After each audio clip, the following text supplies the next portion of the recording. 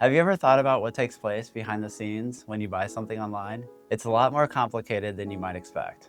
If you are planning on building an e-commerce website for your business, it's important to understand how to make your project a success. First, let's talk about the obvious, your products.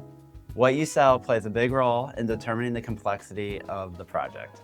If you only need to list a handful of SKUs without much variation, your website will be much less complicated than a website featuring a large library of products, each with their own unique variation. Think about the difference between a company that only sells 4 different types of machines versus a company with an online apparel store. Each item on the online apparel store has many different variations to juggle, from clothing sizes to color choices and potentially even customization options. For the online apparel store, configuring the interface and connecting it to the inventory database would be significantly more difficult than the company that only has 4 SKUs to manage. Not to mention the added complexity of product search and filtering. Once your product library is figured out, you need a way to make money. This is where payment processing comes in. Fortunately, there are many third-party payment processors to choose from, and e-commerce platforms like Shopify may even have this functionality built in. But there are still a lot of important questions to ask during this phase.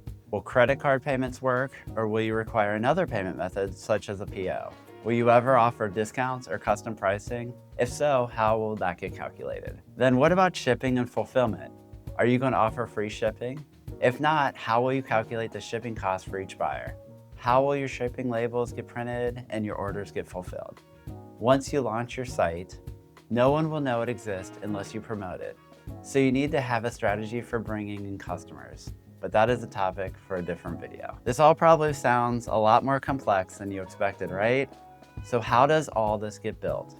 As I mentioned already, e-commerce platforms like Shopify or WooCommerce can help simplify much of the process. But if your site will be anything more than a simple shop with a few products, it will likely require some custom functionality that requires the skills of a seasoned developer.